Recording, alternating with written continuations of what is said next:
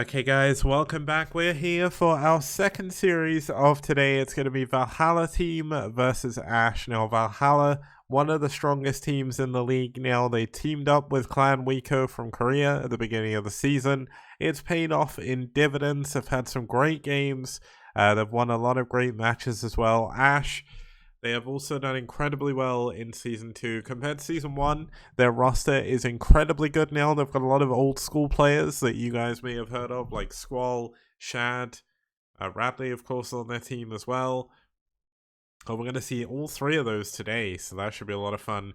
They are very close to being able to make it into the playoffs, but they need very specific situations to happen, so we'll have to see if they can do it. I'm not sure on the maths of it all, but they're not doing too badly. If they can beat Valhalla team here, they will be able to make it in. If they cannot make it in, they will be in a problematic situation. So let's see if they can make it with their players for today. We're going to start off with my favorite matchup. It's going to be a Terran versus Terran. It's Bishop, aka okay, I think it's Jungmin Ki, right? Maybe got that wrong. Against Radley, that's going to be Korea versus Poland on Neo Arkanoid. That should be a lot of fun, and aka Bishop as well. But we're going to have a PvZ between Last and Squall. That's going to be South Korea versus Spain. We're going to have a TvZ, which is going to be Forever versus Shad. And we're going to have a ZVP between Cross and Dreamer.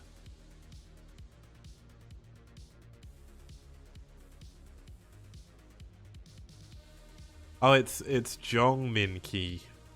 Jongmin Ki? Am I saying that right, Customies? For some reason, whenever people romanize that, they romanize it as this. I don't know how, like, it keeps getting, well, when I say romanized, it gets turned to Latin like this, and I don't understand why. Is it actually said like this? I don't know why I'm typing it out when, I guess you type it out like that, so it's probably that, right? But either way, should be a really, really sick matchup. Looks like Casimuse doesn't actually know the other players' names, but he thinks Last might be Huang Jinwoo, which is kind of cool. But either way, let's have a look at our first player. It's going to be Bishop for Valhalla team. Bishop has actually not won a single game so far. He's been very upset with his performances. He lost to Spire and Jaehyuk, which is kind of crazy. But they are both incredibly good players, and he's actually already lost to TBT. So Bishop, given the fact he's one of the strongest amateur Korean Terrans, and that picture is amazing. That's the one you sent me, isn't it? Yeah, that is the picture you gave me. But yeah, Bishop, strong Korean amateur Terran, but unfortunately hasn't been able to show that so far in the STPL. I can't imagine anyone would have thought he'd come out and lose 2 games in a row, but that's how it is. And his opponent is going to be Radley fighting for aSh. Now, Radley, aka the Ghost King, because of how many nukes he's used throughout the tournaments. Even his quote is about ghost usage, which is amazing. Every chat he's in, he's always talking about different ghosts as well. And he's actually 3 and 4 against Terran, so not the best win rate against Terran so far, but he's been up against some incredibly strong players overall, and he's got nearly a 50% win rate, which is not easy given the amount of games he's actually played. Like, that's 47% when he's won 11 games, so that means I think he's lost about 12 or 13, which means over 24 games. Like, that's a lot. That's a lot of weeks worth of playing. So big shout out to Radley for playing that much. The map we're going to be going into is going to be Neo Arkanoid. Neo Arkanoid, one of the more balanced maps in the map pool, which is kind of crazy to say.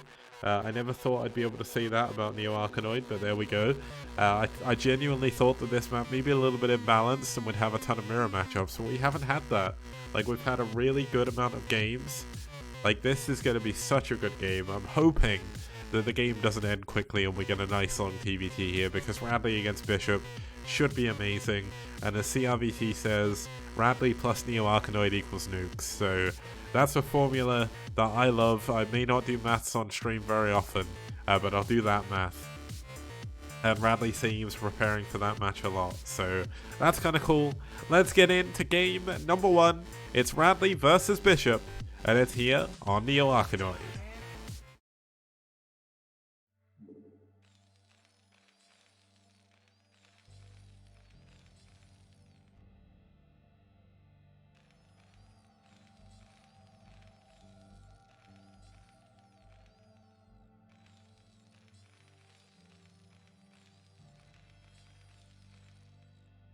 Starting us off in the bottom right-hand corner of your screen, it's going to be Radley in the red fighting from Poland for aSh. And his opponent spawning down here in the bottom left-hand corner, we have Valhalla Team's Bishop fighting in the blue from South Korea. Radley saying he was preparing a lot for his match, and then unfortunately they switched out PhD for Bishop, which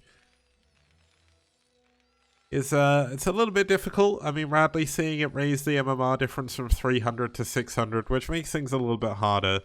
But one of the things I want to put towards the teams is about whether or not they can submit sub players as well. So you know if someone gets subbed out, you know who you're going to be against. But I don't know how logistically possible that is. Unlike with, say, a live event where you can send 8 players for a 5-player game or a 4-player game or whatever, you can't really do that online, and most teams just send who's available. So we'll have to see if that's possible. One of the things I definitely think would be a quality of life improvement for the players, but you never know what's going to happen. It's of course an online global team league with currently there's 14 teams. I think there's going to be around 10 to 12 teams in Season 3. And that's just because two of the teams, well, one of the teams is folding, and I think one of the teams is choosing not to come back due to an activity anyway. So not a major problem. Looks like Bishop going to go for a 14cc here. Radley going for a 14cc as well, but he got his a little bit sooner. So better macro here from Radley at least. And the top 8 will still move up. If it's 10 teams, it'll be the top 6. If it's 12 teams, it'll probably be the top 8. Depends on how many teams we have, and I'll maybe put it to the teams as well. But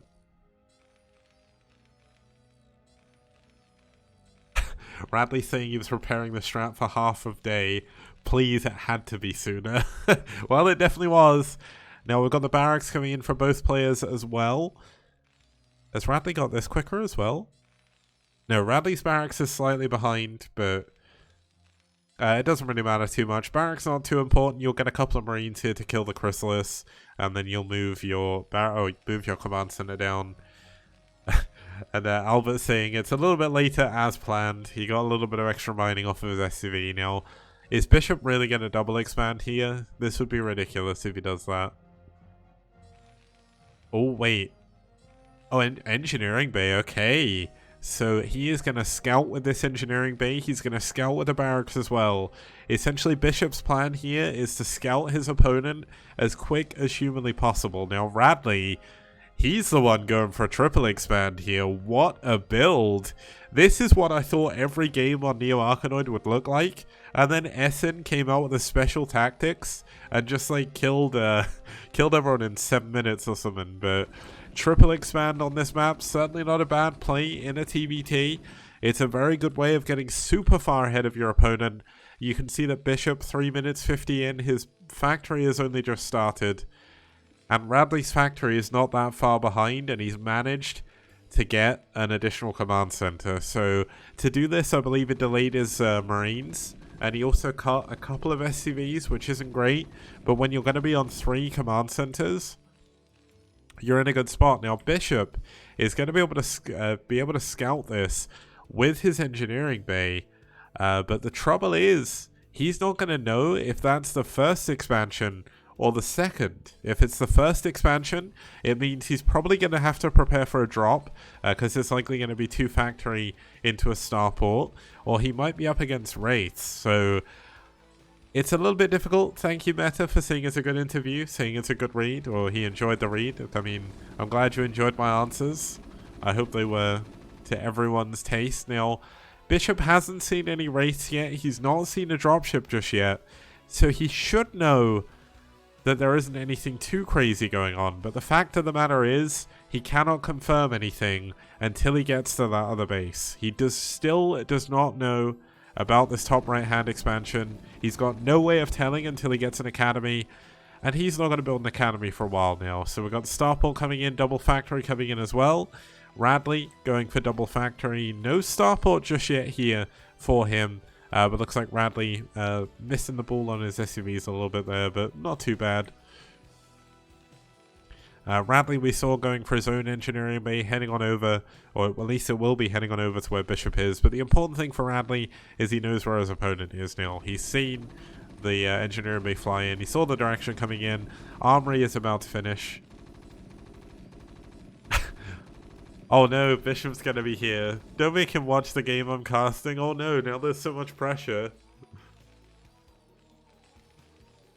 And if you guys don't know, Bishop has actually got really good English, so I'm gonna have to be really nice. Oh god, Jordaddy's here.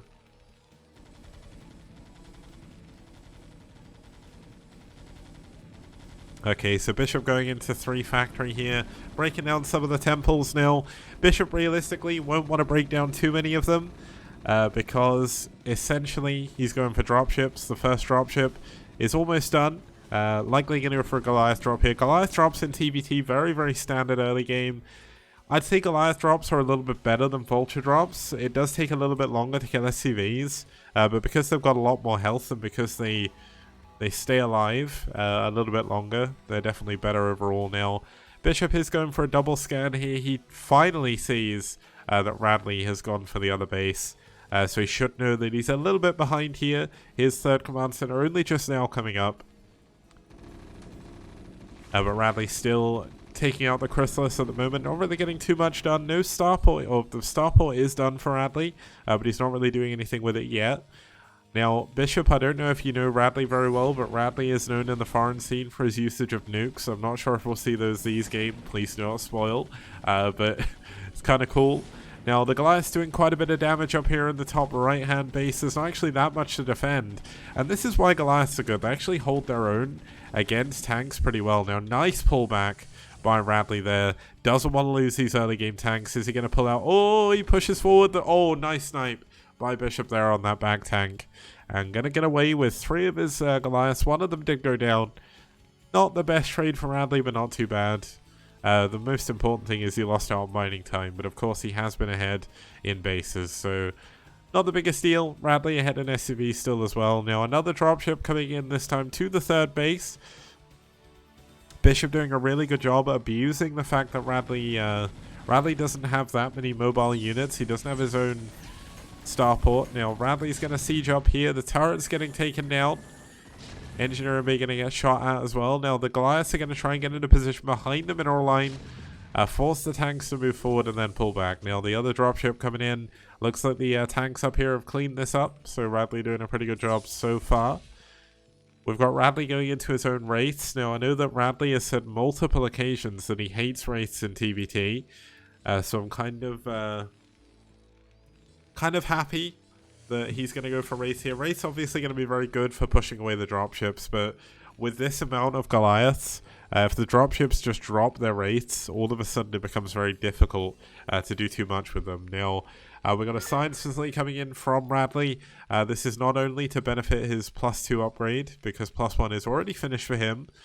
It's also going to give him the ability to go for like a covert ops maybe a little bit later on.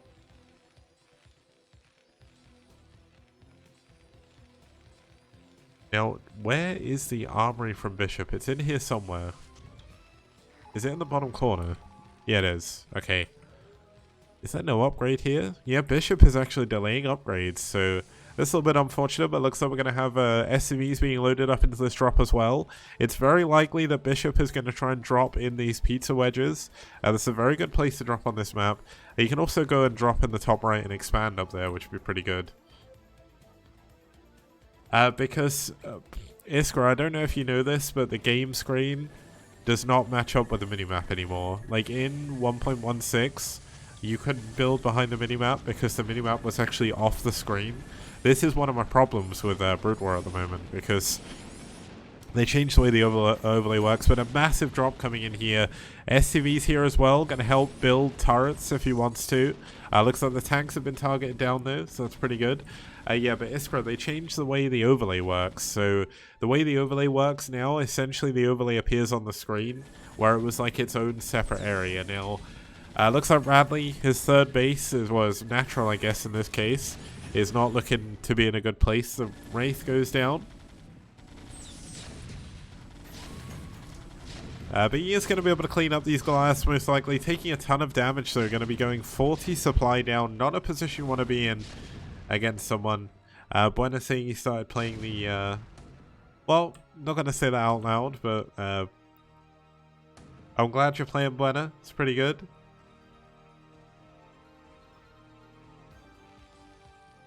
Well, you say no nukes, but take a look at this. The covert ops is done. We have a ghost on the way. Oh my god, Bishop scans it. He scans the fact there's nukes coming in. Oh my goodness. That is like one of the best scans you could possibly have. I mean, maybe scanning to see if there was like BCs coming. I don't think Bishop would have expected ghosts, so... Buena seeing he scans it and GG's in fear. That'd be kind of funny. And we got 4 dropships here for Bishop now. Looks like Radley getting ready to take the base up in the top right. I genuinely don't actually know how those Marines got up there, but I guess he must have had a dropship or something that I've missed. Now here it is. Here is the ghost. This man right here is the king of the game. Bishop checking for a third base here from Radley. Not going to be able to see it, and that's because there is no third base coming back in yet for Radley. He's going to sit on 2 base for a little bit. Yeah, he has ghosts and covert ops, but no silo. But let me tell you, lockdown against dropships is pretty good. Now, the problem Radley has is he's going to be constantly dropped like this, and he doesn't have his own dropships. Well, he has one, but one dropship is not going to keep you alive here. Now, the barracks here are going to help with the vision, but this is definitely not a strong position for Radley to be in. Looks like we are going to have a tank up here. This should at least help him defend this position, which means his gas will stay alive. Black Obsidian saying we must invade Radley because he has WMDs. That's kind of funny. Now, Bishop back at home. Obviously, the drops are going to be important, but oh my goodness. Bishop's going for his own covert ops. Oh, this could be the best TVT ever. I don't care how this game goes now. This is the best TVT. Oh, thank you, Bishop. Thank you, Radley. Thank you for this glorious gift on my fake birthday. Now looks like Bishop getting ready to take the top left-hand base. More dropships coming in here from Bishop into the expansion. Now the SCV is going to get pulled here. Going to help clean up these tanks. Tanks in the left-hand side of the map. Going to be able to clear up the tanks in the pizza wedge. And this is actually going pretty well for Radley. He's managing to slowly start to even up the supply. Yes, he's down in workers, but he's killed a ton of units here from Bishop. And that's really the strength of Bishop's army. And now Bishop going into covert ops as well. He isn't actually going to have that much gas for much. Now, the 4th base obviously going to be super important here for Bishop. 3rd base is still not up yet from Radley, and there is still a good number of units. He's still got a good number of dropships as well. But Radley getting in a position to defend against this in a great position, in fact. Oh, the ghost coming in. Is he going to lock down? There's one lockdown. He gets the dropship miles away, by the way. But unfortunately, all the units have come out already. Oh, Bishop's saying he's began streaming on Twitch as well, so that's kind of cool. Bishop's actually in chat, so give his channel a follow, guys, if you want to watch some cool Korean Terran action.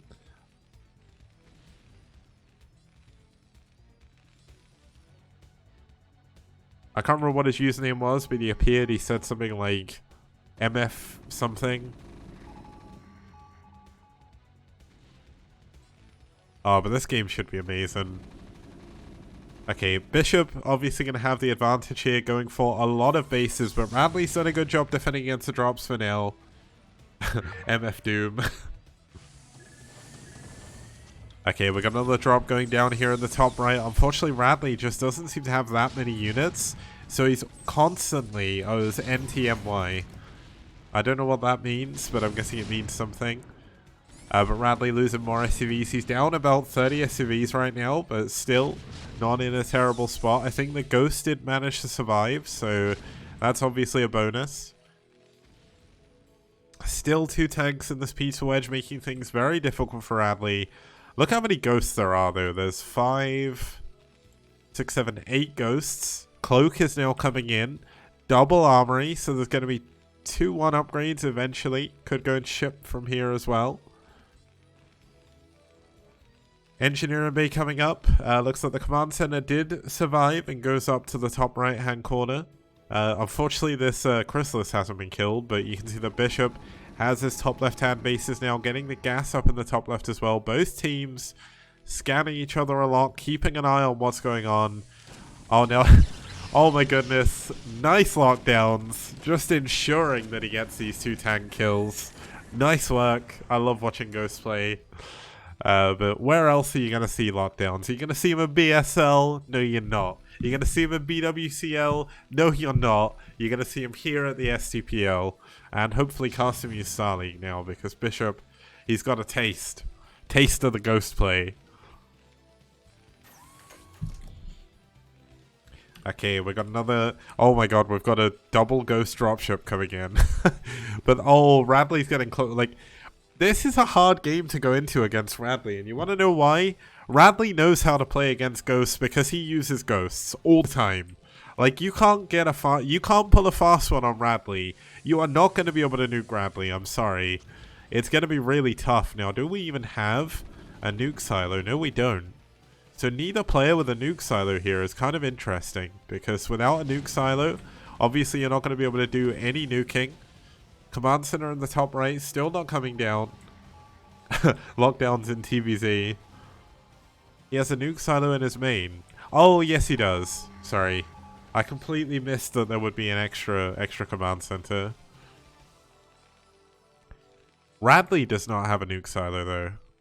So Radley is going to be relying entirely on lockdown for a while.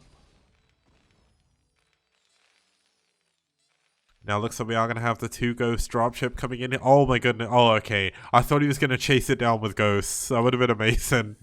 Just chase down Ghost, lock it down, and then kill it. Oh, that would have been so cool. But we're not going to see that. But you can see the Ghosts trying to find their way in. Nice scan by Radley. What a scan there. He sees the Cloak Ghost as well. Scans it again. Makes sure he doesn't get pulled over. Yeah, you only had 2 bases versus 3 and 30 versus 60 supply. That's fair enough.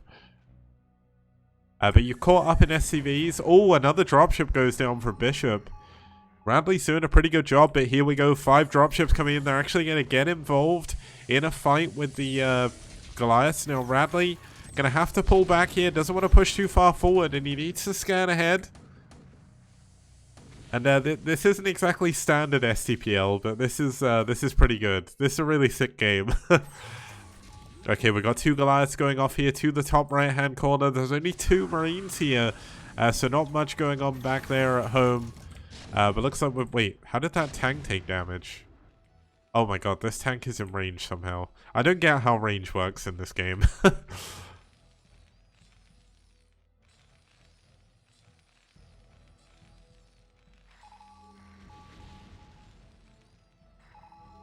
Now, looks like...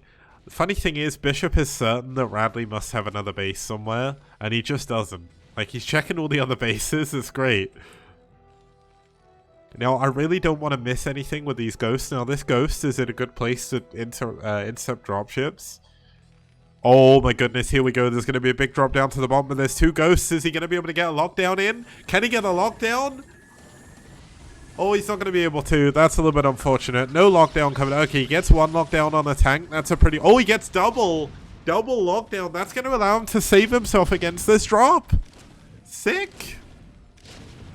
This ghost on 10 health. Not dying. What a hero. Is he going to get a kill? Is he going to kill the Goliath with the ghost? No, he's not. Okay. He is eventually going to be able to kill these tanks, though.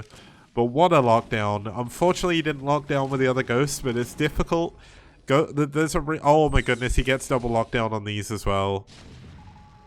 Okay, that's going to give Radley the chance to push up to the top right-hand base to finally be able to expand as well. And also open up the path to his other base. Allow him to get back around a lot quicker.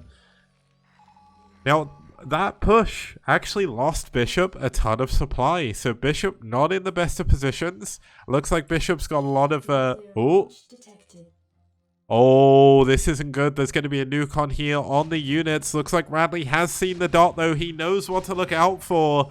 And the nuke not going to do anything. You can see Bishop scanning ahead to see what happens. I love it so much. It's so good. Oh. There's another nuke coming in. This time, though, he's going to nuke the temples. Now, this allows him to clear up a couple of the turrets. Isn't going to clear up too much else, though.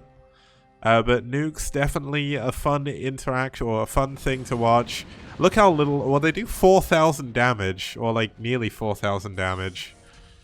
Now, that was the second nuke. He has 2 nukes building at a time. This is 12 supply in nukes, by the way. Bishop in chat. That's Bishop's account, guys. Go follow him. Saying Bishop is very noob. But looks like Radley going to be able to expand up to the top right. Oh, a big scan going down on Radley's army. There's no ghosts up here. There's no more nukes. So Radley doesn't have to worry about that too much. But Radley needs to siege up. Looks like he's sieging up a little bit far back. Oh, the ghosts. Okay. The ghosts in a little bit of a better position now. Both players have scanned each other. We've got another nuke coming in. He's going to nuke the temples again. I mean, he's going to open up a position to go and push. This is kind of cool. But it's also... Oh my god, he's even going to scan the ghosts, so he knows the nuke's coming down here again. He pulls his Goliath away. Now, that's a really cool view, by the way. I don't know if anyone else saw that, but that was sick. Well, I guess you all saw it, but...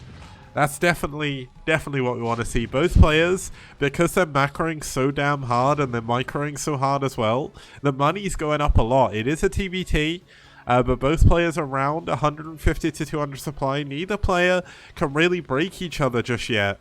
And this is such a sick game. Now, it looks like Bishop going to be heading down to this bottom left-hand base. Radley needs to sniff this out. He needs to get... Oh, there we go. Okay, so he sees it.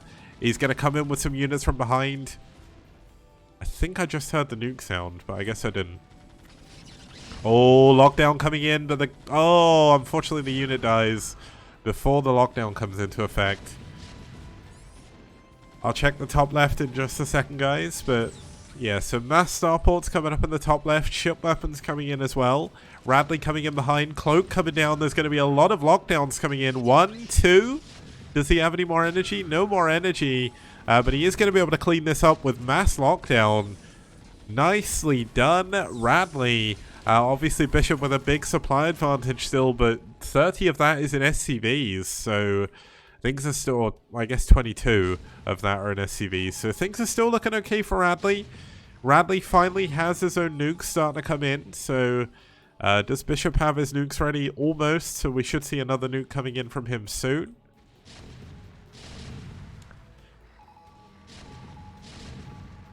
This is such a sick TBT. Oh my goodness. And to think there's so many people missing out on this game because my Team Liquid event didn't spawn because I forgot to submit it until too late. But this is such a sick TBT. Like, I don't care what anyone says. That's it. Double nuke in here for Bishop. No additional nuke silos coming in, and that's because you need as much energy as you can for scans. Oh, the lockdown's coming in up here in the top left. He's going to lock down the other tank as well. Radley's going to clean up the units in the middle. Another lockdown. Look at it go. Radley's going to push out into the middle. He's going to get around, I think there's around 20 supply of tanks here and Goliaths. Now here is a big drop coming in on top of Radley's units. There's no... Oh, there is 2 lockdowns. Can he get some lockdowns? He needs some... Oh, he's focusing the ghost. Okay, Bishop cleans up the top right-hand corner. But yeah, that's definitely a good move from Bishop. That could be the kind of move he makes to try and get himself the win in this game. But Radley, still with a good amount of units. The supplies for Army are completely even. It's only 20 SCVs difference. Obviously, there is a bigger bank for Bishop, but it's not too much of a problem here. Now, the top right is going to be the problem because Radley hasn't got enough units here. Oh, yes, he does. He's actually got some tanks up here. They're going to be able to hold on at least momentarily. Unfortunately, there's no ghosts up here, but we do have double nuke, which hasn't been used just yet. Now, I don't know if there just isn't any ghosts for Bishop, but I think he's maybe forgot to use them. Ah, there we go. He's building ghosts again.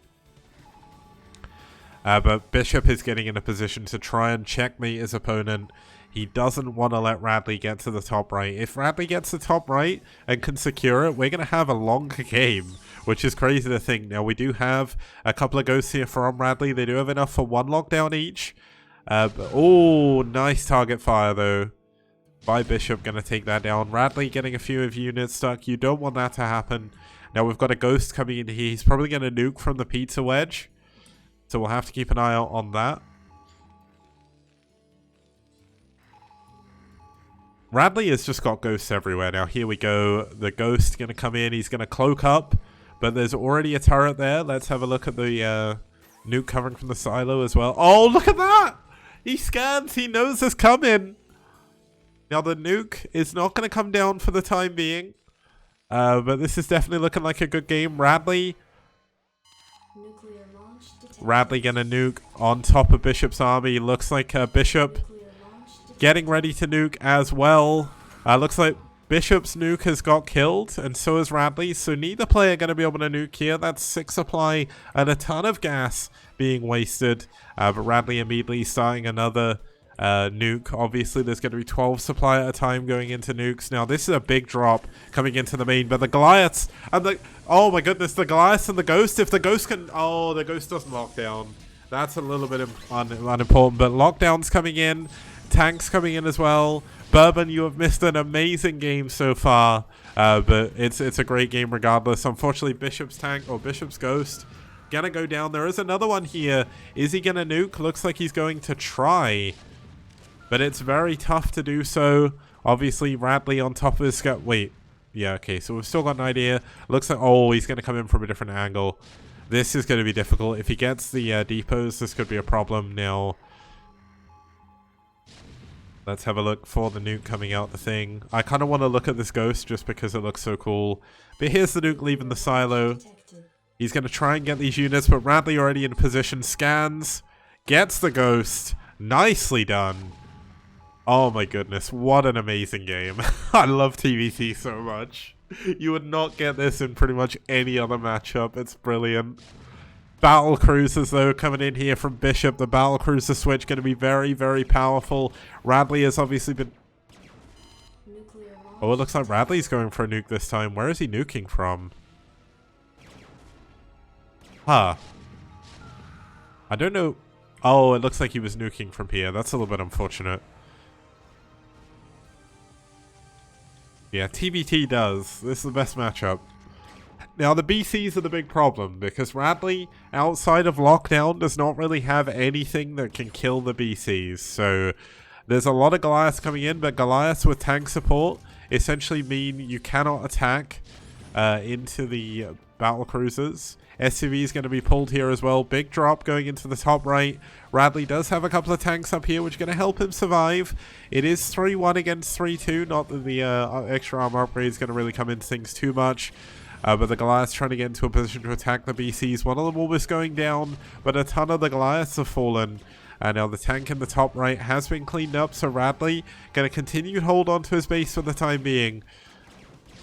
But I don't know if there's enough that can deal with the BCs. 4 BCs coming in at a time. Double upgrades for these BCs as well. This is so sick. Good night, Tardad. Been cool to have you here, man. Glad you enjoyed the game. The game's still going, though.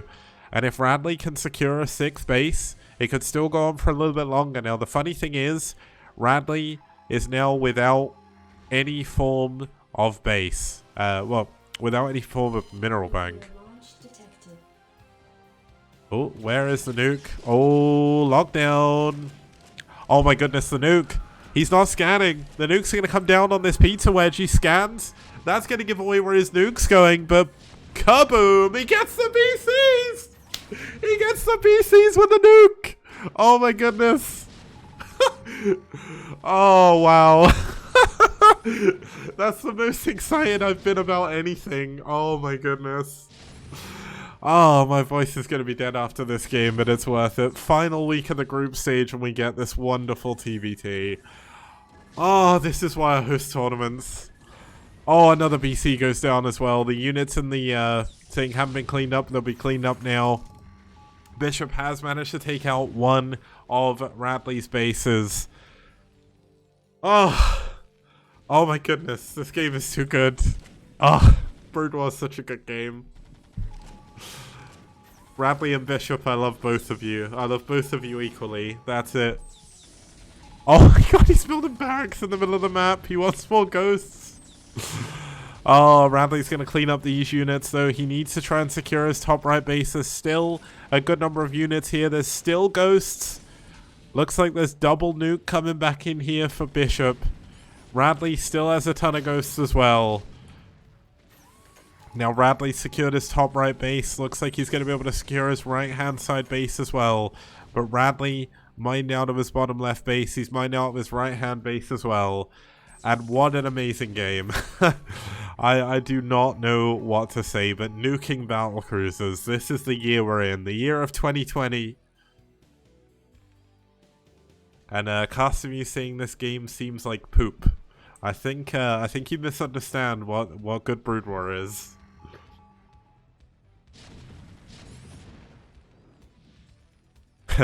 Okay, we're gonna have double lockdown coming in. That's those tanks completely out of order. Looks like more and more Goliath's gonna come in. Wants to make sure he doesn't lose the ghost though. Okay, well that ghost got a kill, so that ghost is going back a hero. But looks like Radley gonna move forward. Unfortunately gonna lose a lot of his units trying to do this. A big amount of battle cruisers coming in from the top. There's not many ghosts here. Looks like Bishop is finally starting to close in. A lot of lockdowns going down on tanks, which obviously isn't going to help him too much against the battle cruisers. But I think this game is coming to an end very soon. Looks like a ghost, unfortunately. Nuclear launch detected. Where was that coming from? I don't even know where the nuke's landing. Oh my god, I feel so bad. I want to see the nuke. I'm going to zoom far out until I see it. Oh my god, I looked away from it. No! No! And Custom saying he's never seen a player who uses both nukes and battle cruisers. Well, welcome to the STPL. Bishop has been building buildings in the middle of the map to get more units closer to his opponent quicker. That's how weird this game is, but I love it. This is what Brood War's about. Crazy TBTs. Another nuke coming in. This time I've seen it. He's going to use it to clear up the turrets. Bishop, very, very far ahead of his opponent right now, but...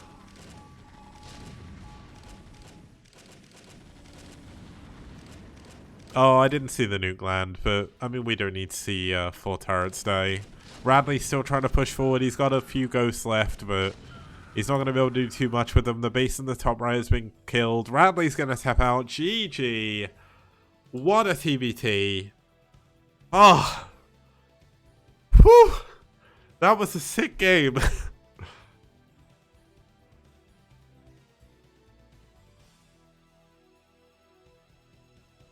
Now, it's not every day you get a TBT where both players go ghosts. I'm in love. This is what TBT should look like. And Custom, you saying, calm down. There is no calming down after that game.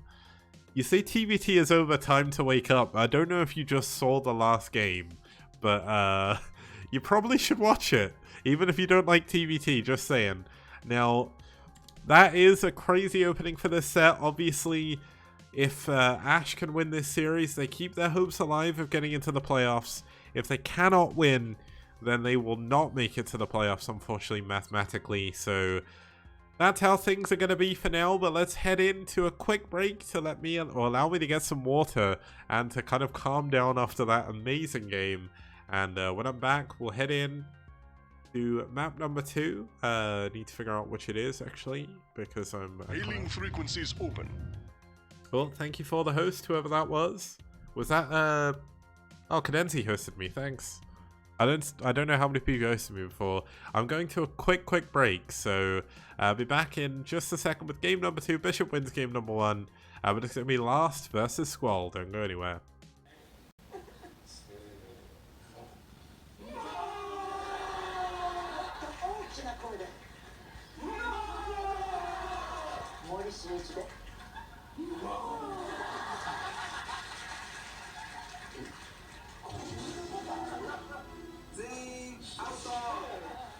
Toss a coin to your content creators, oh Valley of Plenty, oh Valley of Plenty, oh.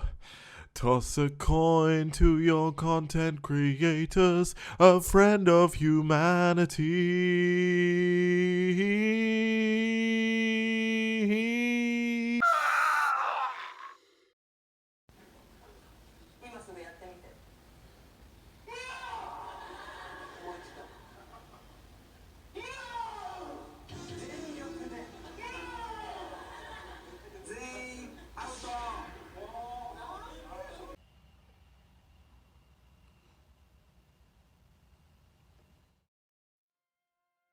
Okay guys, welcome back. We are going to be going into map number 2 of aSh versus Valhalla team. We just had a 30-minute TBT between Bishop and Radley where I think 10 or 12 nukes were launched, and it wasn't just by Radley. Bishop was nuking as well. It was a 6-6 TBT.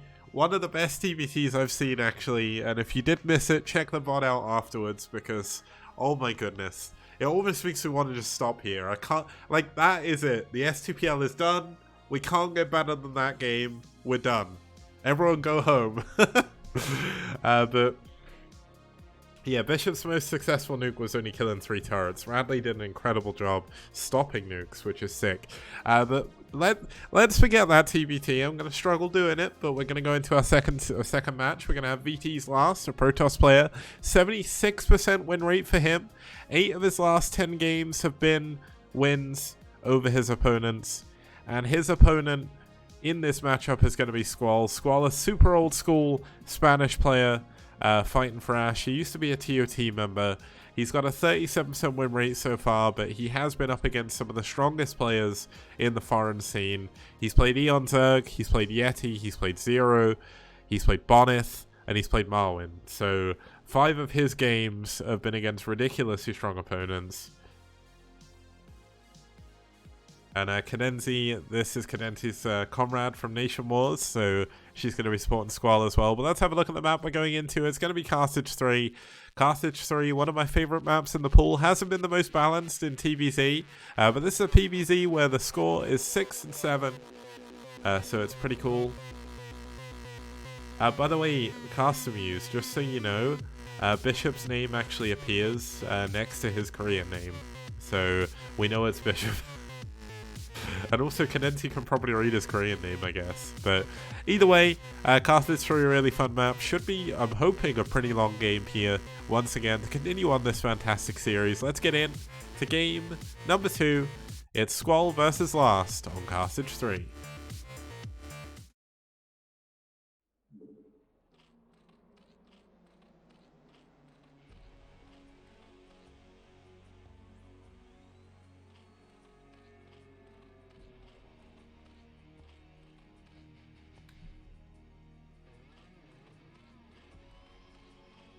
Okay, starting us off here in the top left-hand position in the red, fighting for aSh from Spain, it's Squall.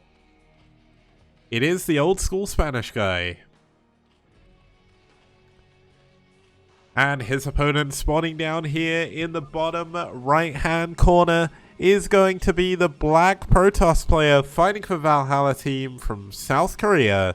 It's Last. And yeah, Teast, I can't actually say your name, but is okay. So it's Teast. Is that it? Oh, you're Herbie. Okay, yeah, Herbie. We've got some crazy players playing now. So Looks like the turn rate may have not been great. But it looks like the ASL 9 qualifiers are going to start to begin in Korea soon. I think it's on the 31st, isn't it? It's not Herb Money, it's someone called Herbie. Whether you know that. You're trolling. I can't believe I fell for your trolling antics. I don't think Last is as strong as Bishop, so it's not nearly as hard.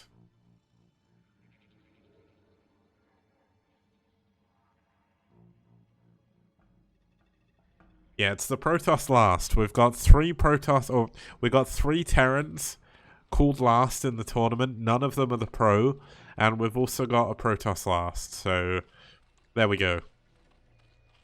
Now we've got Squall going for a 9 pull into gas into Overlord. So playing a little bit aggressive here is our aSh player. Now just to point out once again, if aSh can win this series and take a win over Valhalla team, White Clan will move up to 2nd place. And aSh may be moving into the playoffs as well. So this is a very important series. Valhalla team, of course, one of the strongest teams in the league. And by the way, they've got a really sick new logo that Iradia sent me. So I'm going to be putting that up for when the playoffs happen. Valhalla team is safely in the playoffs for now. But still, it's going to be a great game. Now, Squall doing a good job making sure to not get his links caught on the temples in the middle. I believe it was Cadenti or Doc I was playing against, where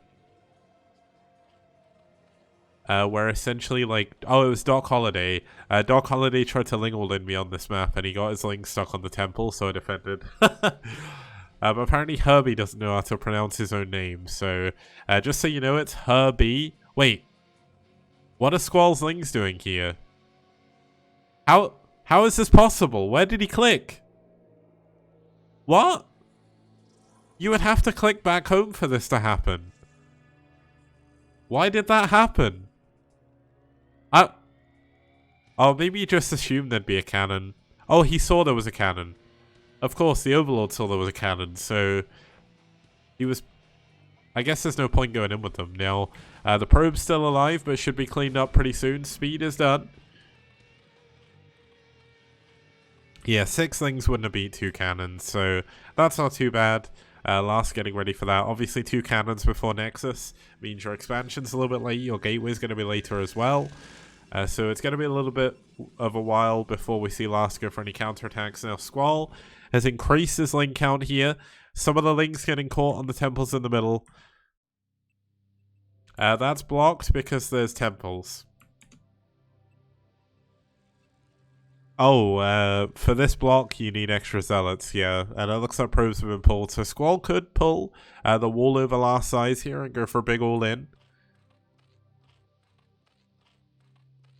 But you guys will be happy to know that in the maps I've chosen for Season 3 so far, I don't think... There is neutral buildings, but only on one of the maps, I think. If that narrows it down, if people are trying to figure out what the maps are.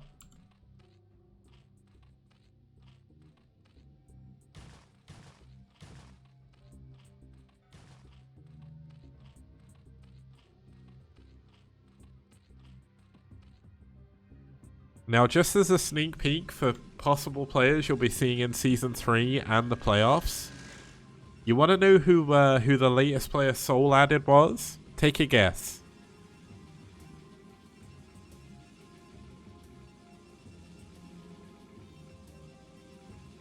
I think I said before, it's not Flash.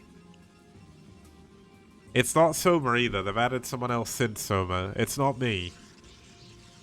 It's not... If it was Boxer, I would lose my shit. Oh my goodness. I would actually just... I would go insane if Boxer played in the STPL. I don't care if people are like, pro players are too good. I don't... It's Boxer. It's the Emperor. I'll do it. Someone get him in. Someone call him up. Get Uv in here as well. Let's get all the SK Telecom Terrans. Let's just set up a team for them. I don't care. They can win. We'll have Uv, we'll have Fancy, we'll have Sack, we'll have Sorry, and we'll have JYJ. 5 players, all Terran. I don't care. Let's go. Oh my god, that'd be my dream team. Midas as well. Gotta have Midas. Okay, we've got a 3 hatch into Hydra Den here for Squall. He's not going for an what was it? He's not going for an all-in or anything. It is going to be a lair, so he's going to go for a quick lurker. Now, the good thing about quick lurker is you can set up... Oh yeah, Soul's newest player is Zeki. I didn't realize you hadn't guessed.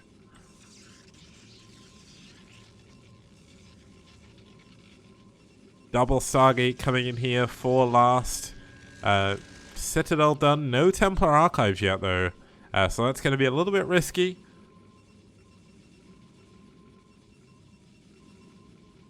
DT1 saying Zeki's never going to play, sadly. Well, it's very possible he will do. Otherwise, they wouldn't have added him.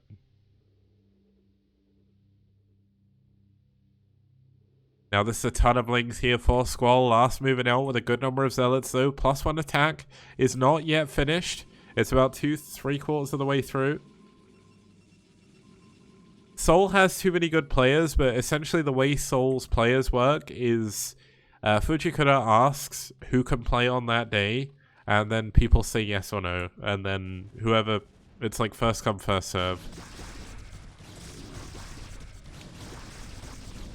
But looks like we're going to have the Lings running in. Oh my god, this is actually really powerful by Squall. He's going to get both of the wait, is he going to get the cannons before the... No, he doesn't. Oh, the Lurker all in doesn't work. GG. Squall taps out and last wins game number 2.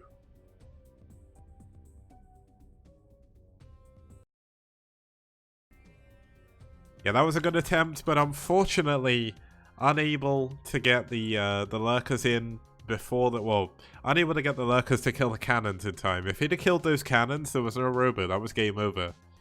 But yeah, he needed to target the cannons a little bit better. Last obviously did a pretty good job blocking with probes as well, so that helped. But Squall obviously losing that game, unfortunately. Going to take Valhalla team up 2-0.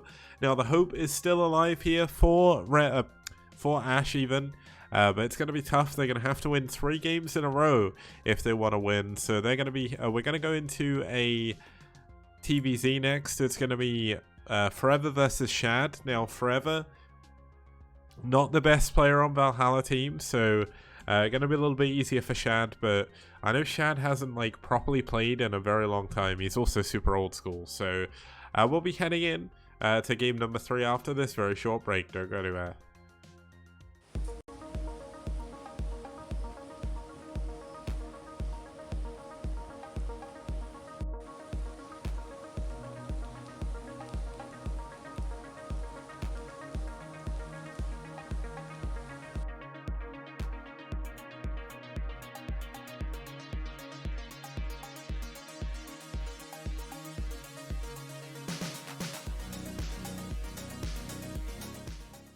And people like Kix, for example, who has an encyclopedic knowledge of every map that's ever been released on StarCraft. And he's a map man!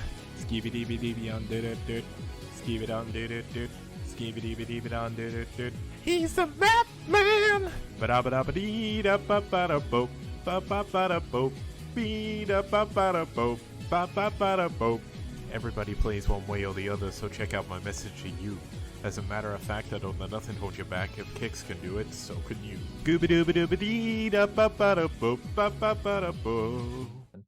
Please don't listen to him for maps. yeah. Okay, we have a ton of Matrino codes still to use, so I'm making this quick video to show you. Okay guys, welcome back. We're going to be heading into game number 3 here between aSh and Valhalla team. We're going to have the rank 13 Terran Forever for Valhalla team. Sorry, I got mixed up with someone else. He's won 8 games out of his last 10. He's 5-1 over Zerg, and that includes a win over Zero and Eon Zerg, and also a win over Faust. Radley saying he wants Azalea and Sparkle for the Season 3 map pool. Not sure. You'll have to find out. Yeah, I just want to give a shout out, by the way, to Bob Malcolm's video of him reacting to Terra losing in the round of 16 of BSL. That's a great video. It's a bit put on, but I don't really care. It's really cool.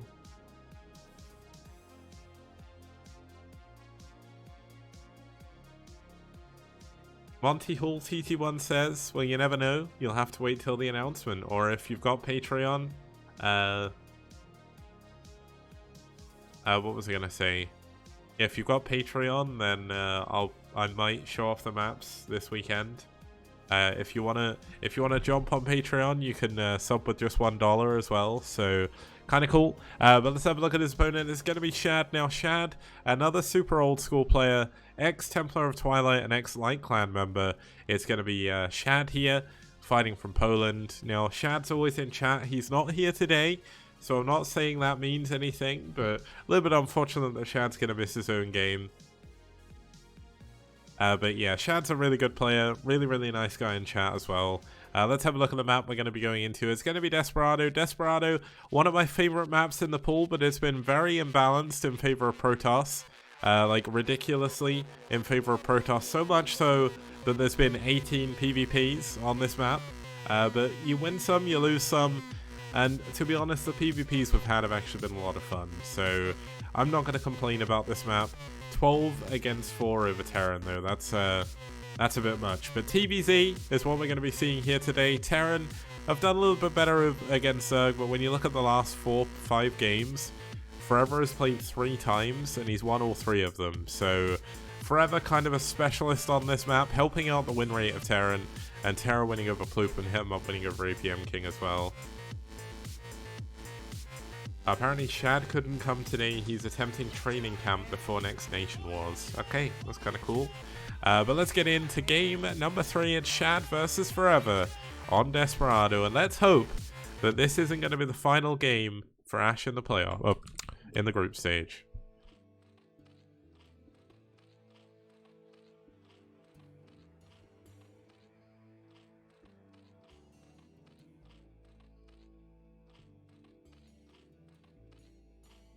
Okay, starting us off in the top left-hand position, we do have the red Zerg player fighting for aSh from Poland. It's Shad.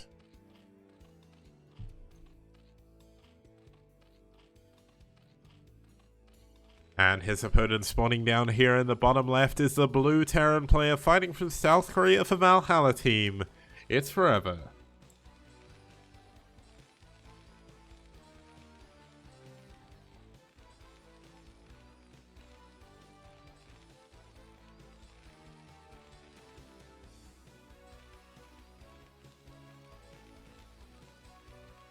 Now this is a great map, Bradley, but unfortunately it's Protoss Haven, so we got a lot of PvPs on this map.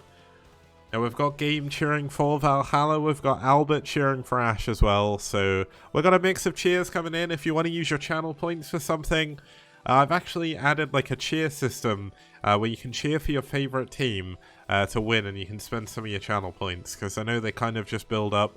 You can also unlock many of the fantastic emotes we've got so far, and in that last game, if you didn't have the boom emote, what were you even doing? Not in the last game, in the first game.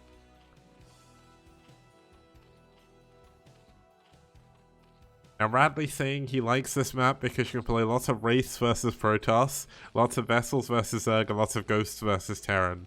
To cheer, you click on the channel point button, which is like the bubble in the bottom left of the chat window, I think. You can also redeem 1,000 points to do an Ask Me Anything to me, and I'll answer your question. Someone asked me earlier, I answered in chat, but they asked me if I prefer beer or cider, and I'm much more of a cider guy. I don't mind beer, like I'll drink it if it's there, but I don't particularly enjoy it.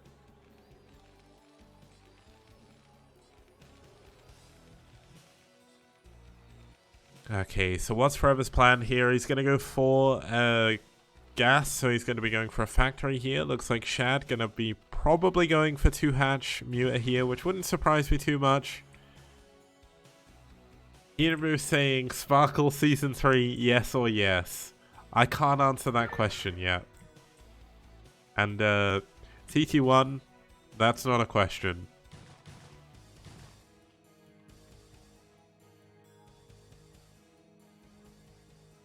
What I will say about Sparkle is even if it doesn't make it into the STPL Season 3, it may make it into other events.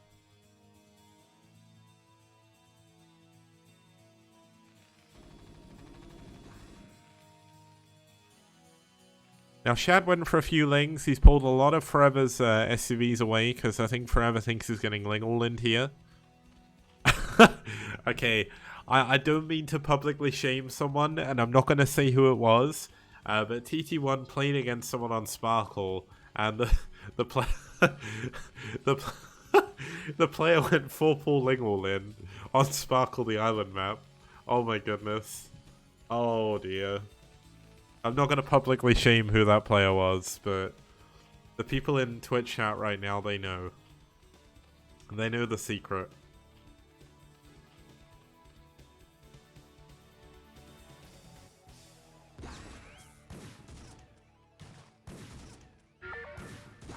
AVM saying, can you show more stuff, please? Yeah, I'll do my best, but there's not really too much going on in the game at the moment. Now, it looks like we are going to have the Vulture getting out on the map. The second Vulture going to come out as well.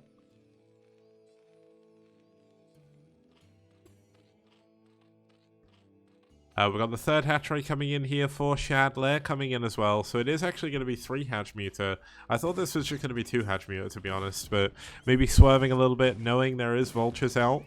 Still no Sunken though, a little bit unfortunate.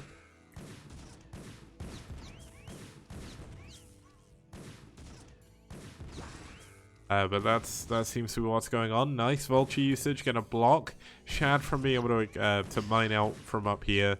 We've got a second expansion coming in for Forever. Second factory coming in for Forever as well. The Armory should be, yeah, the Armory's on the way as well. So it is just going to be a normal back build from Forever.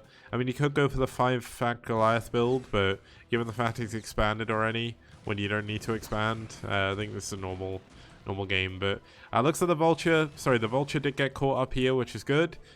Now, Forever does still have a couple of, well, he has one more Vulture, so that's going to be heading on out. And yeah, Jiraiya, I saw that game. That was a cool cool 2v2. But looks like Shad gonna sneak past the Vulture. This is a lot of lings. There's not actually that much back at home to defend. So Shad, if he gets in right here, right now, before this... Oh, the anti-timing. Can he get past this bunker? Is he gonna try? Or is he just gonna try and get the units? Looks like he is gonna try and macro up behind this. So building drones, going into a Spire, going into the second gas. Obviously, his economy isn't great. Oh, he gets in the main. He gets past the bunker. He's going to get the Vulture. This is a very good position for Shad to be in, but doesn't quite get the Vulture. Can he get it? It's so close. Oh, he gets it, but there's still another Vulture. The Goliath's starting to come out. He's going to get 1 SCV. Is he going to get the second Vulture? No, he's not, but so close. But that's not a good position for Shad to be in. All of a sudden, obviously, we've got speed for the Vultures. We've got Goliaths coming in. We've got... what's the upgrade called? Charon boosters as well. We've finally got a Sunken Colony coming in, but oh my god, it's not going to finish before the Vulture gets in the main. Oh, that is so unfortunate for Shad. Shad's going to lose more and more drones here, and I think this game may be over. A little bit unfortunate. Okay, luckily enough, the Muteless spawn at the right time here, so... Shad still has a chance, but his Spire was definitely a little bit late because his build was thrown off a little bit by the early Vultures, but missile turrets coming up in the main. There's still only one at this side. He blocks the second one, at least for the time being, but that's going to come in. Engineering Bay going to fly over and block the missile turret from being attacked, so that's quite good. Yeah, Radley saying if only he had more lings, that would have been pretty good, but unfortunately he didn't at the time, so he is going to try and drone up again. He's added another 2 additional drones on. Now the problem is Forever is kind of in a position where he got into against Eon Zerg as well, where essentially he's just so far ahead, it's going to be really difficult for Shad to be able to come back here. The only option you've got is to play either really greedy or really aggressive, but really aggressive is difficult. Because essentially Forever is pretty much airtight, and if you play really greedy, because Forever's been keeping up with his macro, because he's going up to 4 factory, you try and play greedy, say you hatch like 20 drones in a row, all of a sudden you're not going to be able to deal with the Goliaths, and that's exactly what happened with Eon Zerg versus Forever. Like, Eon Zerg did his best, although the game was slightly different. Like, the game state there was Eon Zerg went for like the all-in 2-hatch style, and he didn't kill him. But Radley saying a slow lurker drop would be pretty good. Yeah, slow lurker drop isn't too bad. He's got Hydra upgrades coming in now. Some of you may be wondering, if you don't watch a lot of Brood War, why would he go Hydra upgrades in TVZ? It's because against mech, Hydras are pretty much the best unit you can get. They're cheap, they come out very quickly, they're very low in supply, and they are very, very massable. So, and as Albert says, it's a very tough tech switch in this position, just because he is so far down on drones. Oh, Radley saying instead of Muta. Yeah, that is true. That wouldn't have been too bad, but even then there was a ton of Goliaths, so the Overlord's going to have trouble getting in. Now, the Mutalists still being quite active on the map. They're not going to be able to stop the mines coming in, which is going to be a problem. Means any further pushes are not going to be able to come through. It's going to be 8, 9 Mutalists for the time being. Oh, 10 mutas, but the 10th one is over here. Now, we're going up to 23 drones, so we are droning behind this. Pretty good move by Shad to make sure he does that. Ah, yeah, he does actually have vision over here, so a slow lurker drop would be pretty good. Hootie, I don't have my new chair yet. It's coming Friday, apparently. It's been a long, long time where I didn't have a delivery date, and it's coming Friday, but I'm at work on Friday, so... What's this drone doing? Oh, wait. Vulture's in the main. Oh my goodness. 2 drones go down. Only 2. But that's obviously 2 lava that you can't build units with now.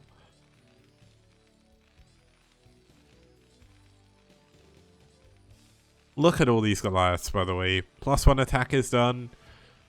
+1 armor's coming in. Pretty good timing. Very, very nicely timed, actually. Finally going to start to see some tanks added on. Siege mode being added on as well.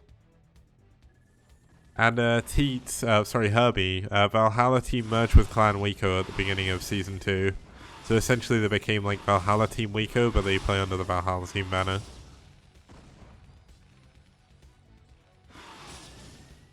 Thing is, while people will look at this game and say, well, it's because Forever is essentially a Korean, so he's going to win. It's more because Shad went for an all-in early game, didn't go fully all-in, and he didn't really win from it, so that's it. I was trying to say teeth, but I can't say it. Now, this should be the push that ends the game for Forever. There's not enough units here for Shad. This is what I mentioned before. You play... Like... Shad didn't really have a good game plan here, I don't think. Like, definitely not the strongest player on aSh. Shad has still got a lot of work to do to get back to his old level. But he still came out, he still did his best. I think what happened was aSh didn't realize they could still make it into the playoffs, so Shad was like, I'll play. And then I know he said last week that he regretted signing up to play because he didn't realize that they could still make it. So it's a little bit unfortunate, but we are going to be seeing... Oh my goodness. Yeah, we're going to be seeing more of aSh in Season 3, so it's not too bad. We've still got more aSh to come. Yeah, Shad was also on Templar Twilight and Team Light, or Light Clan. Oh my goodness. GG. GG Amo mine. And that's going to be a win for Valhalla team.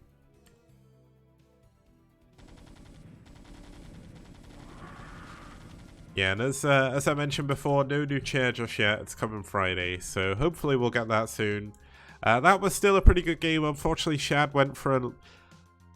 It's weird. So Shad started that game with a 9-pull speed. He didn't get links in to do anything. It's not a DX racer. It's just like some Amazon chair, but one of my friends has got it. Says it's quite comfortable, so... Oh, it's arriving tomorrow now. Oh my goodness. Ooh. Am I going to put the old chair on eBay? No. The old chair is an absolute mess. Oh my goodness. There's the link to the Amazon chair. But yeah, that should be cool. Oh my goodness. Valhalla aren't paying anyone, so... Yeah. Damn nice cushion, yeah. It looks like a good lumbar cushion, which is good. I need one because my back hurts. But Lottie's behind me today. I didn't bother putting on my green screen. People saying forget the match, let's talk about the chair. Yeah, but the chair does look good. It's got a footrest.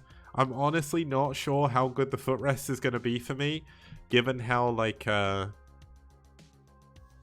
the hell am I doing? What does this mean? It's like, given how my legs are so long, I don't think it'll work very well. But I don't need it. It's fine. I just need a good lumbar support cushion. I need a good cushion on my head as well, because right now this is a really uncomfortable chair. Now the interesting thing, well, yeah, dance like an Egyptian.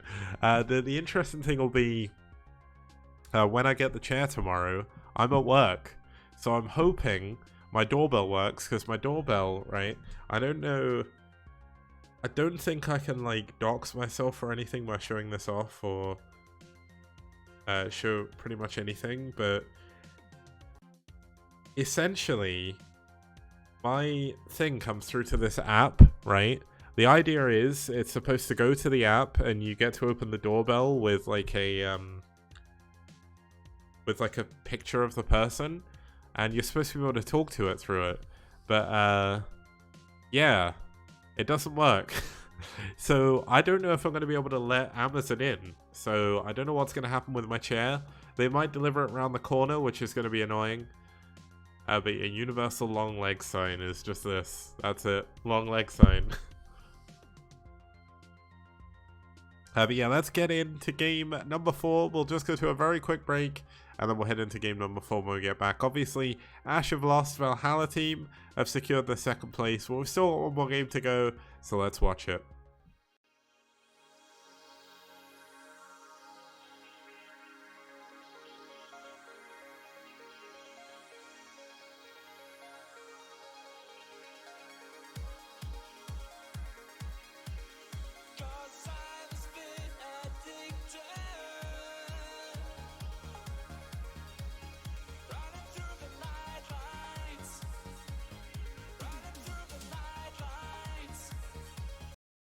Okay, we have a ton of Matrino codes still to use, so I'm making this quick video to show you how easy it is to actually use them. So you click the Matrino link, it brings up the Matrino page. In the top right, you hit sign in. You sign in with whatever you want to. In this case, I'm going to sign in with Twitch. That'll take you back to the page, and then if you hit contribute, you put in the coupon code LSTPL. You can put a comment if you want to, and you can hit contribute right there, and it'll add it to the prize pool. Easy as pie.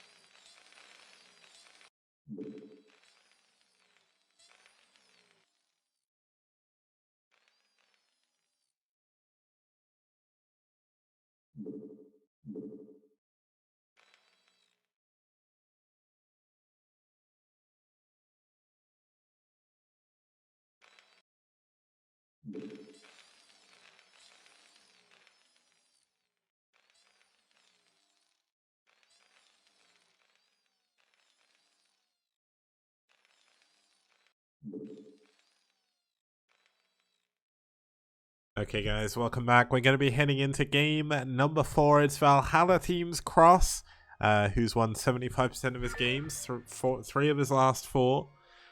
He's going to be playing up against aSh's Dreamer.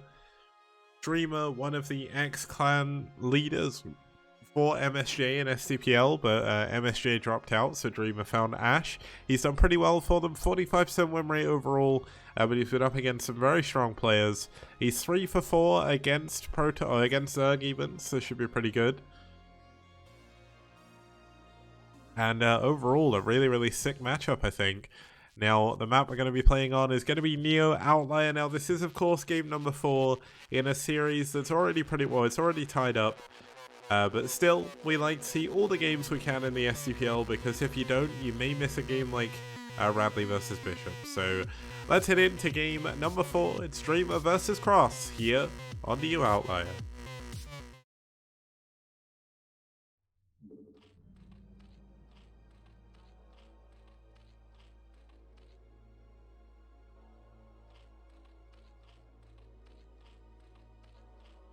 Okay, starting us off in the top middle position, we have the blue Zerg player fighting for Valhalla team. It's the Canadian-Korean.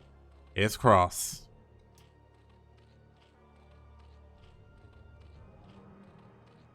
And his opponent spawning down here in the bottom right-hand position, we have the red Protoss player fighting for aSh from Russia. It's Dreamer. Yeah, it's kind of cool knowing that my chair is coming tomorrow. I'm kind of interested to, like, it'd be really nice if it came between 1 and 2, because if it does, I can get back home for lunch, and then I can eat lunch at home, which would actually be sick as well. But the trouble I've got, I live 5 minutes from work. Yeah, it'd be Korean-Canadian, but whatever. Canadian is C, K is after that in the alphabet, so whatever.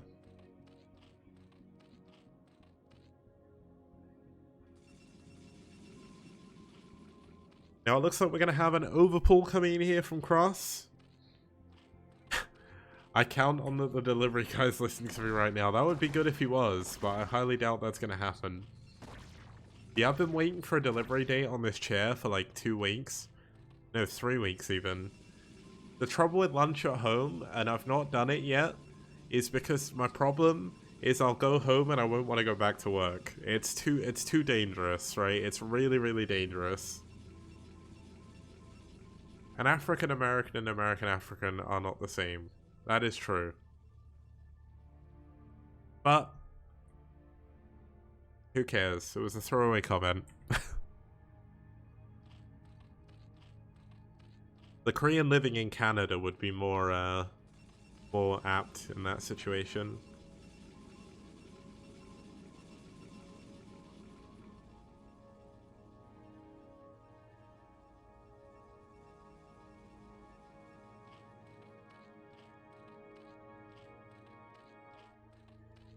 Okay, so expansion coming up here for Cross.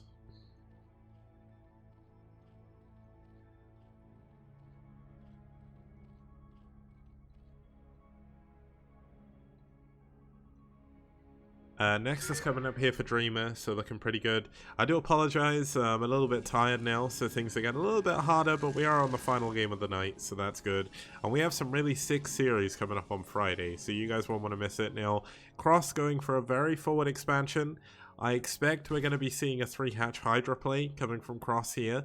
That wouldn't surprise me whatsoever. The Extractor very late. Crossy, pretty good player, I believe. Crossy made out. Yeah, Crossy made it out of the group in BSL this week.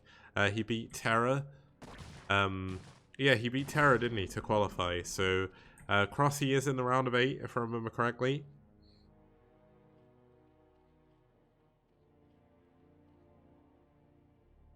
Albert saying you'll be occupied on Friday. You're going to miss the final day of the group stage, man. Oh, that's really unfortunate, but you'll have lots of time to catch up. There is going to be probably a week or 2 break between the group stage ending and the playoffs. So what I'll be doing is I'll be casting Cast of New Starling Season 2 to catch up, and also working on the STPL stuff. Now, one good thing Dreamer is good at is getting his probe through to get extra scouts off, so he's going to continue doing that here. Pretty good.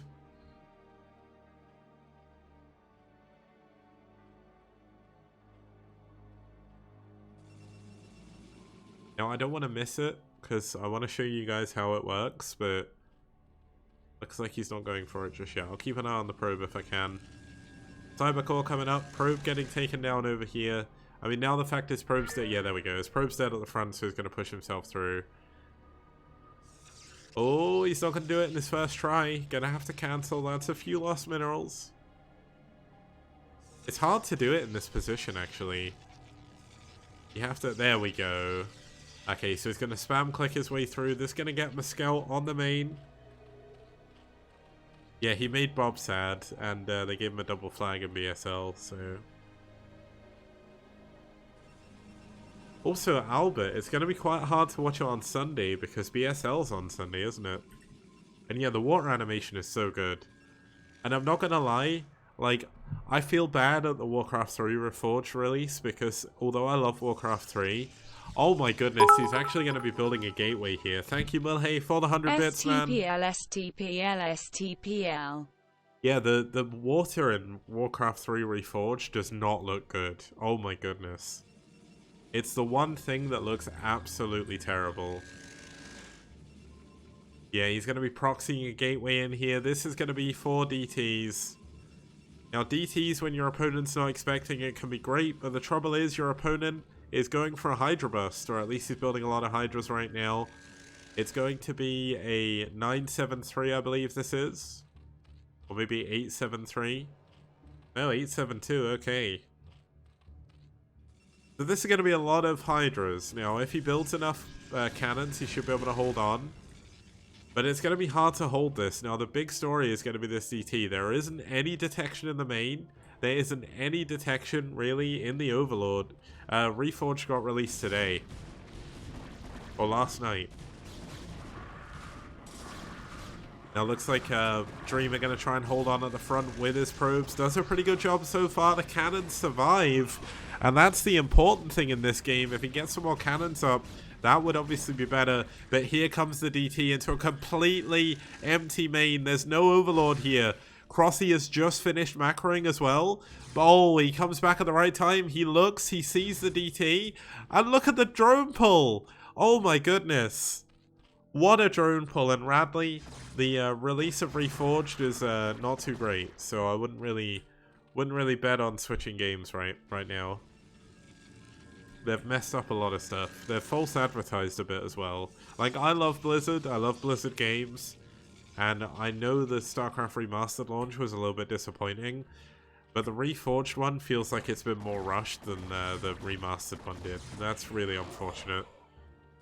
It's a little bit sad that obviously Warcraft 3 Reforged got all of the ESL support. Well, it's not sad, it's a good thing.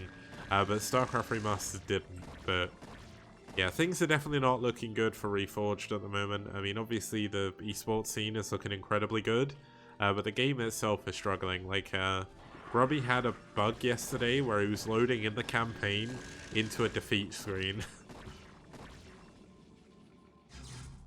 Now, 5 drones, 6 drones, 7 drones going down in the main. Not too bad here by Dreamer. Getting a few extra drones, obviously going to be good. Look at the positioning on this DT as well. Making it very difficult for those Zergling. Oh my god, he gets the Hydra as well. He's holding on at the front still. He's got High Templar in now. They're going to have enough for Storm. Double DT now in the main. The first DT goes down, does need to go over. Now, Cross must know that there's probably a gateway over here now, surely. Now, this DT is going to go down to the Hydra at the top of the ramp, I believe. A little bit unfortunate. Oh my goodness, he gets away! And there's not really too much. Oh, the Hydra getting close. He's going to get another drone. Another 2 drones. Not too bad. And another DT spawns in the main as well. Now, he's going to find it hard to do damage, but the important thing is he's keeping Cross back out with his Hydras. He's got a massive probe lead now. Cross has been spending a lot of lava rebuilding drones. He's going into his 4th hatchery. He's not even got a lair yet, by the way, guys. So Cross is trying to transition out of a Hydra all-in, and he doesn't have the economy to do so at the moment. Hootie's saying he was watching some Warcraft 3 streams, but no one was turning on the updated graphics. Oh, that's not great. And yeah, I heard about it crashing things. Now, 2 DTs trying to come into the main. He's going to try and target down these Hydras. Going to get one of them, but going to lose both DTs for his troubles. Oh no, that DT. Oh, he's going to get some more drones. Oh, he doesn't swipe. Yeah, I saw the Warcraft refunded thing. Now, my heart goes out to the Warcraft 3 community because I love Warcraft 3. I'm no good at it. I do love watching tournaments for it. And I've been trying for a long time, but not really got anywhere with it. To do like a Warcraft 3 StarCraft remastered like event I've not managed to like actually arrange anything, but I'm hoping at some point we'll be able to go for something like it, because I think it'd be really cool. Like, the thing to remember about Warcraft 3 is it's another RTS. We both love really old games. Our communities are so similar. Obviously, the community for Warcraft 3 is a little bit bigger, which is, I think, why ESL have got... Oh, the DT getting in the natural! Oh my goodness! 3 kills, the drone's drilling! Oh my goodness, 4 kills, not bad. But yeah, we should really be supportive of the Warcraft 3 community, and they should support us as well, because realistically, we both love essentially a dead genre, and it's great. They're both good games. They're really good. Warcraft 3 Reforged has got problems, but Remastered had a ton of problems as well when it came out. Oh, we've got a storm drop coming in here to the third base. The Dreamer is essentially being unrelenting with his aggression here, and it's making it very difficult for Crossy. Crossy now up to 38 drones. Oh, dropping on the low ground. Is he going to be able to storm? Oh, no! Oh, that drone. Okay, I mean, I'm going to admit that wasn't the best drop, but still. Wait, where's the drones in the main? Oh my goodness, all the drones in the main got pulled as well. Crossy's mining off of one base, essentially. 1 storm per drone. Yeah, there we go. Gonna draw... Okay, I'm not sure what that storm was. Okay, that's weird. I mean, people say storm never strikes in the same place twice, or lightning doesn't, and that's true. Superfriend BFG is saying people are exaggerating about the cinematic quality. They are and they're not. The trouble is, they promised that they were going to redo all of the cutscenes. Or at least all the FMVs. Then last year they said they weren't, and they couldn't do it anymore. But essentially, they never actually removed that from the sales page. So on the sales page, it still said they were going to do everything, which they didn't. Now Dreamer is fighting the game of his life here right now. He's done so much damage to his opponent. Looks like the pylon is finally going to go down. Now Crossy has finally got a good number of drones. He's up to 5 hatcheries, I believe this is. 6 hatcheries. Finally got his lair. Spire is done. Now we're going to see a muteless switch come in here. This is very interesting. Yeah, that's a massive marketing department fail, because that's actually illegal, I believe. Or at least it is in the EU. If you're falsely advertising something is happening, and people buy the game under that, that's it. Like, that's false advertising. But there we go. Oh my god, that storm. Oh, that storm. Even if it was a double storm there. Oh my god, that other storm as well. Dreamer's doing so much here. This is so good. Crossy is in so much trouble in this game. Oh my goodness. Yeah, Boxer's Marine is definitely right. We've had slow but very, like, consistent development, I would say. And, like, the remaster team, they're only 3 big, but they genuinely care a lot about this game. Like, I've met them, and genuinely they're some of the nicest people I've met, and they're super dedicated to what they do. Now, Storm going down on the Muteless here, doing a ton of damage. The third base is fully... Yeah, No Man's Sky did do huge work after release, but that was falsely advertising as well. But either way, Dreamer breaking the third base. He's up 50 supply. And it looks like even though aSh are going to lose the series, Dreamer's going to win this game.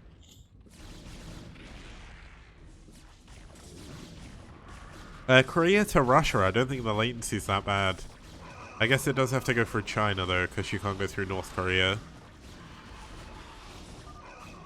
There we go, GG. Dreamer beats Cross and takes the final game. That was a sick game and a pretty sick group. 1 second.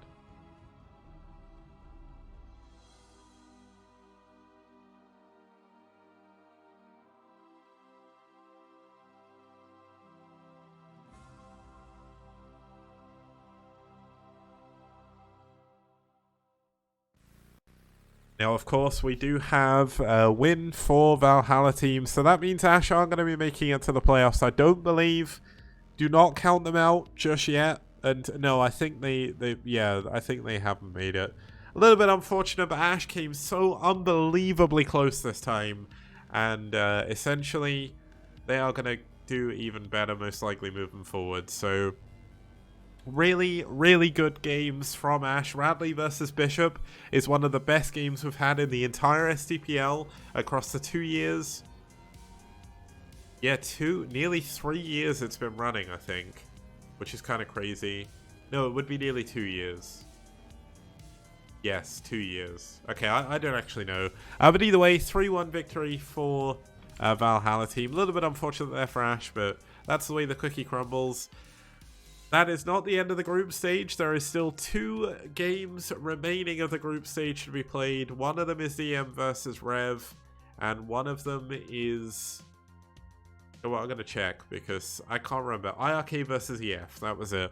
I remembered. But huge thank you to all of you who tuned in today. Huge thank you once again to CRVT for the gift subs. Thank you to anyone who followed. Just the normal stuff. If you want to follow more of the STPL, you can check out the link below the stream for the Twitter. You can sub on the YouTube. I did get a little bit far behind on the uploads to that, but I'm kind of getting back on top of that. So there's a ton of games to watch if you need someone to watch over the next few days. And when we get back on Friday, we will be having the final day of the STPL Season 3 group stage. It should be good.